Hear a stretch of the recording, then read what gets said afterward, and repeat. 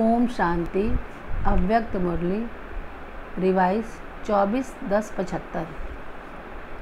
मुरली का सार है, हर एक ब्रह्मा मुखवंशी ब्राह्मण चेतन शालिग्राम का मंदिर है। अपने को कमल पुष्प समान अति न्यारा और सदा बाप का प्यारा अनुभव करते हो। कमल पुष्प एक तो हल्का होने के कारण जल में रहते भी जल से न्यारा रहता है, प्रवृत्ति होते हुए भी स्वयं निवृत्त रहता है। ऐसे ही आप सब भी लौकिक या अलौकिक प्रवृत्ति में रहते हुए निवृत्त अर्थात न्यारे रहते हो। निवृत्त रहने के लिए विशेष अपनी वृत्ति को चेक करो। जैसी वृत्ति वैसी प्रवृत्ति बनती है। वृत्ति कौन सी रखनी है? आत्मिक वृत्ति और रूहानी वृत्ति। इस वृत्ति द्वारा प्रवृत्ति में भी रूहानियत भर जाएगी, अर्थात प्रवृत्ति में रूहानियत के कारण अमानत समझकर चलेंगे तो मेरापन सहज ही समाप्त हो जाएगा। अमानत में कभी मेरापन नहीं होता है। मेरेपन में ही मोह के साथ साथ अन्य विकारों की भी प्रवेशता होती है। मेरापन समाप्त होना अर्थात विकारों से मुक्त। निर्विकारी अर्थात पवित्र बनना।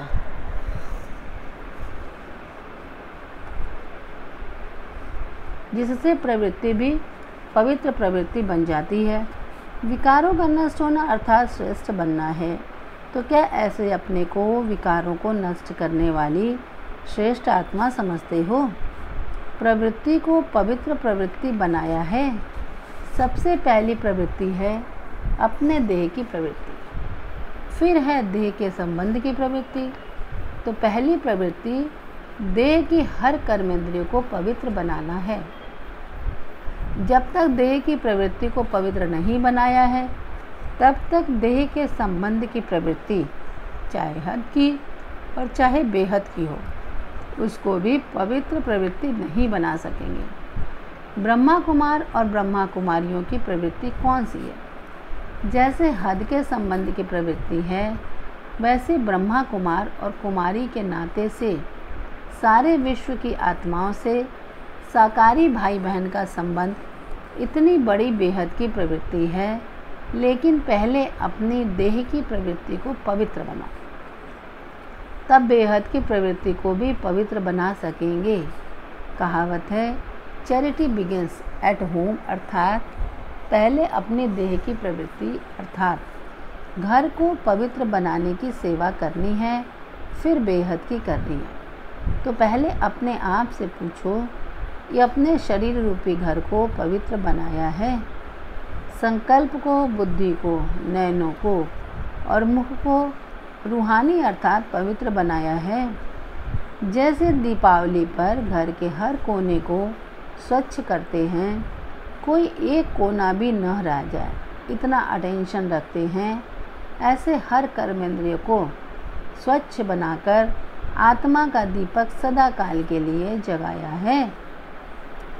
ऐसे रूहानी दिवाली मनाई है अथवा अभी मनानी है। सबके दीपक अखंड जगमगा रहे हैं ना। जैसे गायन है कि घर घर मंदिर बनेंगे, ऐसे अपने देह रूपी घर को मंदिर बनाया है।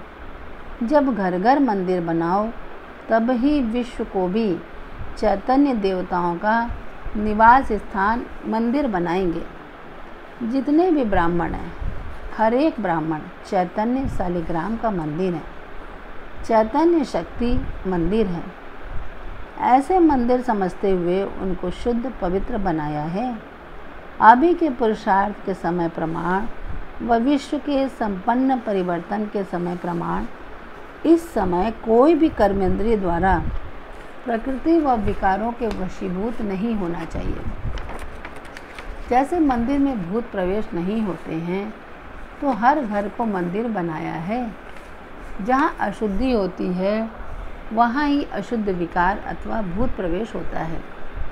चैतन्य शालिग्राम के मंदिर में व चैतन्य शक्ति स्वरूप के मंदिर में, असुर संहारिणी के मंदिर में आसुरी संकल्प व आसुरी संस्कार कभी प्रवेश नहीं कर सकते।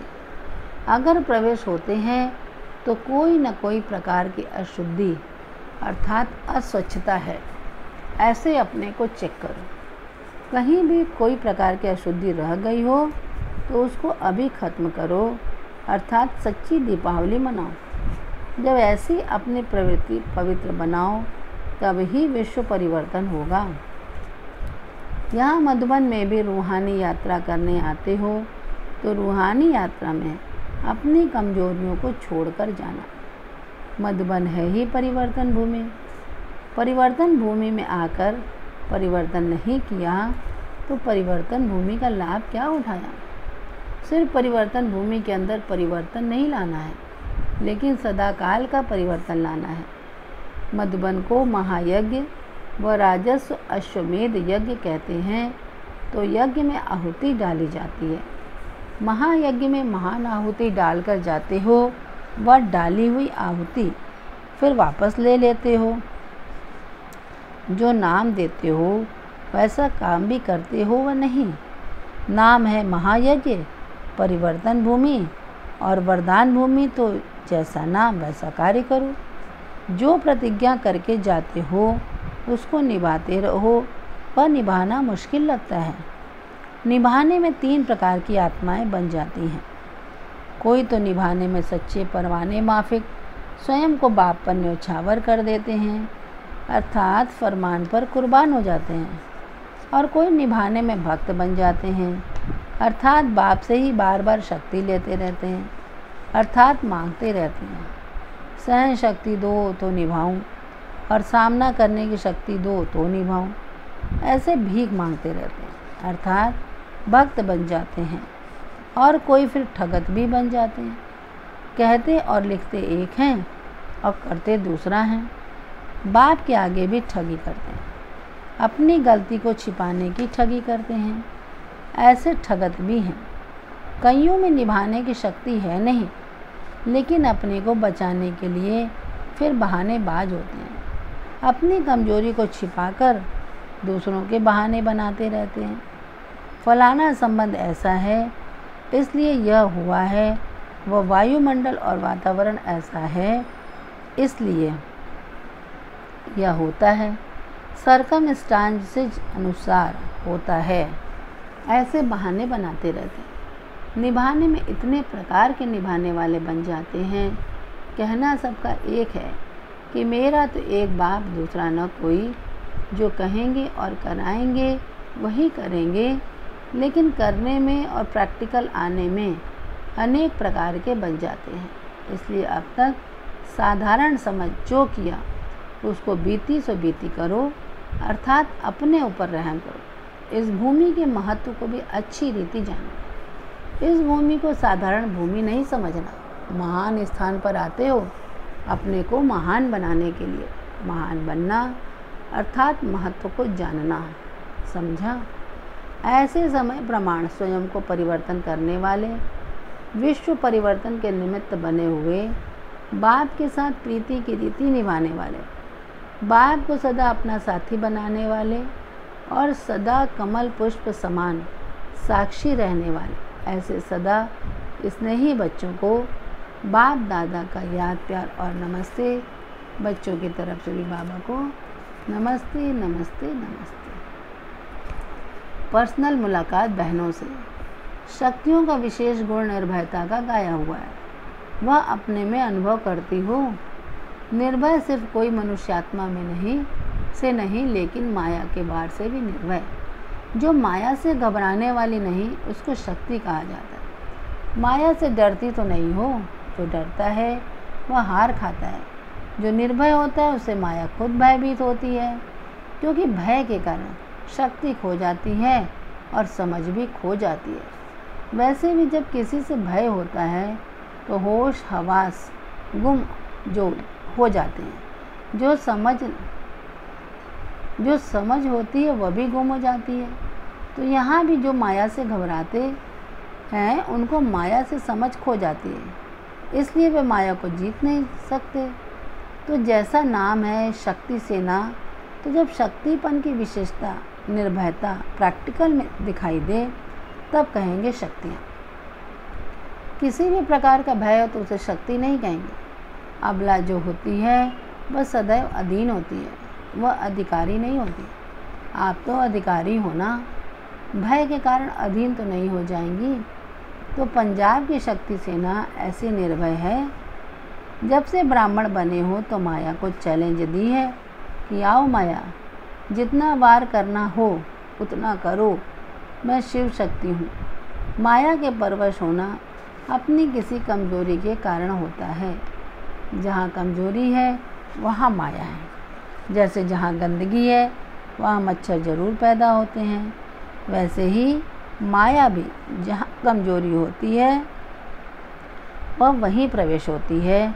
तो कमज़ोर होना अर्थात माया का आह्वान करना। खुद ही आह्वान करते और खुद ही डरते, तो फिर आह्वान करते ही क्यों हो। यह नशा रखो कि हम हैं ही शिव शक्ति सेना। कल पहले भी माया पर विजयी बनी थी, अब भी वही पार्ट फिर रिपीट कर रही हूँ। कितनी ही बार के विजयी हो, जो अनेक बार का विजयी है वह कितना निर्भय होगा, क्या वह डरेगा। शक्तियों ने बाप को प्रत्यक्ष करने का नगाड़ा कौन सा बजाया। कुंभकर्ण को जगाने के लिए बड़ा नगाड़ा बजाओ, छोटा नगाड़ा बजाती हो तो कुंभकर्ण करवट तो बदलते हैं, अर्थात अच्छा तो करते हैं परंतु फिर सो जाते हैं। तो उन्हों के लिए अब छोटे मोटे नगाड़े से काम नहीं होगा, इसलिए बार बार संपर्क बढ़ाना पड़े। उन्हों का दोष नहीं, वह तो गहरी नींद में है। तुम्हारा काम है कोई विशेष प्रोग्राम बनाकर उन्हों को जगाना। पंजाब के भाइयों से पर्सनल मुलाकात। जैसा स्थान होता है उस स्थान की स्मृति से भी स्थिति में बल मिलता है। जैसे मधुबन निवासी कहने से फरिश्तापन की स्थिति ऑटोमेटिकली हो जाती है। फरिश्ता अर्थात जिसका देह से रिश्ता नहीं, तो जो भी देह के रिश्ते हैं वह सब यहाँ भूल जाते हैं। थोड़े समय के लिए भी यह अनुभव तो करते हो ना। यह बीच बीच में मधुबन में आना इतना मुश्किल होते हुए भी बार बार क्यों आते हो? क्योंकि यहाँ का अनुभव वहाँ स्मृति में बल देता है, इसलिए मधुबन में आना जरूरी है। वहाँ प्रवृत्ति में रहते हो, वह भी सेवार्थ। घर समझेंगे तो गृहस्थी, सेवाधारी समझेंगे तो ट्रस्टी। गृहस्थी में चारों ओर के कर्म बंधन खींचेंगे, सेवाधारी समझेंगे तो ट्रस्टीपन में मेरापन खत्म होगा। गृहस्थी में मेरापन होता है, मेरापन बहुत लंबा है। जहाँ मेरापन है वहाँ बाप नहीं हो सकता, जहाँ मेरापन नहीं वहाँ बाप है। गृहस्थीपन में हद के अधिकारी बन जाते हो, मेरा माना जाए, मेरा सुना जाए और मेरे प्रमाण चलना चाहिए। जहाँ हद का अधिकार है वहाँ बेहद का अधिकार खत्म हो जाता है। अब बीती को बीती करके फुल स्टॉप लगाते जाओ। फुल स्टॉप बिंदी होता है, फुल स्टॉप नहीं लगाते अर्थात बिंदी रूप में स्थित नहीं होते तो या आश्चर्य या क्वामा या क्वेश्चन लगा देते हो। आश्चर्य की निशानी क्या है? जो कहते हैं यह ऐसे होता है क्या? ब्राह्मणों में भी यह बात होती है, यह आश्चर्य की निशानी हो। यह भी नहीं होना चाहिए। यह क्यों हुआ, क्यों, क्या कहना या क्वेश्चन हुआ, यह भी व्यर्थ संकल्प उत्पन्न होने का आधार है। जो होता है उसको साक्षी हो देखो। साक्षी के बजाय आत्मा के साथी बन जाते हो, बाप के साथी के बजाय आत्मा के साथी बन जाते हो। अच्छा, ऐसी बात है, मैं भी ऐसे समझता हूँ। यह है सुनने का साथ और सुनाने का साथ। तो जहाँ आत्मा के साथी बने तो परमात्मा के साथी कैसे बनेंगे? जितना समय आत्मा का साथी उतना समय बाप के साथी नहीं बनेंगे। यह खंडित योग हो जाता है। खंडित चीज़ फेंकने वाली होती है। वही मूर्ति जो पूजने योग्य होती है, जब वह खंडित हो जाती है उसकी कोई वैल्यू नहीं होती। तो यहाँ भी जब योग खंडित तो श्रेष्ठ प्राप्ति नहीं अर्थात वैल्यू नहीं। सदा के साथी अखंड योगी, अटूट योगी और निरंतर बाप दादा के साथी ऐसे हैं पंजाब निवासी। अच्छा, वरदान, बाह्य मुक्ता के रसों की आकर्षण के बंधन से मुक्त रहने वाले जीवन मुक्त भव।